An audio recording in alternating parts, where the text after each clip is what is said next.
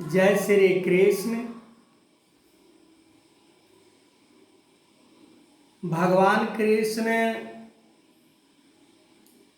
अर्जुन को समझाते हुए कह रहे हैं कि अर्जुन, किसी लोभी प्राणी को धन मिल जाए,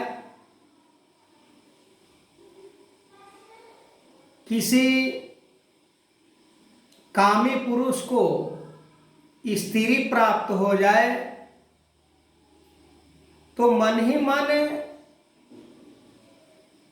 उसे खुशी होता है, क्योंकि उसके अंदर उसको रस प्राप्त होता है। पर वो ये नहीं समझता कि ये वस्तु हमारे हानिकारक की चीज है। ये हमें प्रभु प्राप्ति में, भगवान की प्राप्ति में, ये हमारे रास्ते का रुकावट है। अधिक लोभ बढ़ जाने से मनुष्य आसुरी प्रवृत्ति के जैसे हो जाता है। उसके अंदर दैविक गुण फिर रह ही नहीं जाता। जैसे अर्जुन के मन के अंदर मोह आया तो दैविक गुणों को वो भूल जाते हैं। विवेक बुद्धि उनका खो जाता है और डिसीजन सही नहीं ले पाते हैं। प्राणी मात्र को मानव जीवन का उपलब्धि वास्तव में इन चीजों से नहीं है। मानव जीवन का बड़कपन सांसारिक पदार्थों के कारण नहीं है, क्योंकि संसार का जो चीज है, प्रकृति का जो बनाया हुआ वस्तु है, ये सभी आने जाने वाले हैं। ये अभी है,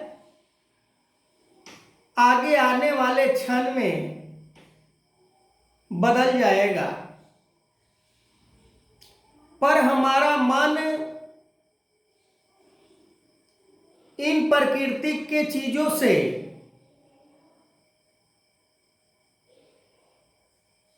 नहीं मुंह मोड़ता, क्योंकि हमें इन चीजों में मजा आता है, पर इसका सजा हमें एंड स्टेप में भोगना पड़ता है। मानव जीवन अंत का सीढ़ी जो बताया गया है कि मानव जीवन में ही हम आत्मा को कल्याण कर सकते हैं। हम अपने आवागमन के चक्कर से मुक्त हो सकते हैं। हम मानव जीवन को सफल बना सकते हैं। पर सफल बनाने में जो चीज, जो वस्तु रुकावट बनता है, उन वस्तु को हमें त्याग करना होता है। त्याग कैसे?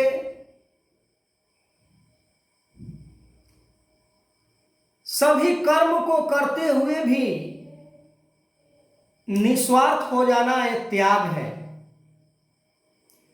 सभी विषयों को भोग करते हुए उसके अंदर अपनापन का भाव नहीं रखने से ये त्याग है।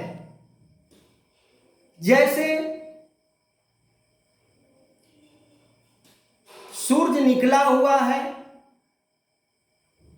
और कोई आंख बंद कर ले और फिर कहे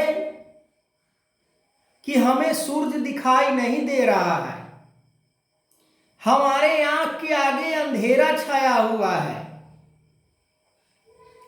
पर उसे ये पता नहीं कि मैं आंख बंद करके सूरज को देखने का प्रयास कर रहे हैं। जैसे ही आंख खुलती है, सूरज हमारे आंख के आगे होता है और हमें सूरज दिखाई देना शुरू हो जाता है। ठीक उसी प्रकार ज्ञान योगी, कर्म योगी माया के रूप को समझकर माया को इस्तेमाल तो करते हैं, पर उसे संग्रह करने में अपना बुद्धि को नहीं लगाते। पर आज देखा जाता है कि बड़े बड़े अपने आप को ज्ञानी कहलाने वाले, बड़े बड़े साधु संत फकीर कहलाने वाले, उनके पास संग्रह का कोई शुमार नहीं। ज्यादा मात्रा में संग्रह हो जाए ताकि आने वाले पीढ़ी को भौतिक चीजों से संकट को ना झेलना पड़े। कहाँ ज्ञानी, कहाँ ध्यानी, कहाँ योग, कहाँ तप। तप की बात की जाती है,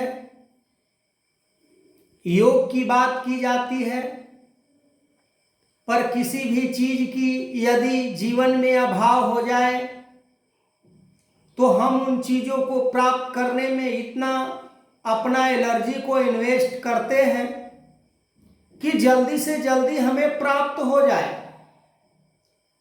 पर जो मानव जीवन का जल्दी से जल्दी प्राप्त होने का जो उपलब्धि है, उससे हम पीछे हो जाते हैं और जो हमें जल्दी नहीं करनी होती है उस चीज को हम जल्दी करने का प्रयास करते हैं, और जो हमें लेट ही सही प्राप्त ना हो तो भी सही, पर हमें उन चीजों को कर लेनी चाहिए जिसके कारण ये जीवन संवरने वाला है, जिसके कारण आत्मा को कल्याण होने वाला है, जिसके कारण 84 लाख योनि से मुक्ति मिलने वाला है। तो आगे मैं इस वीडियो को कंटिन्यू करूंगा। तब तक के लिए जय श्री कृष्ण।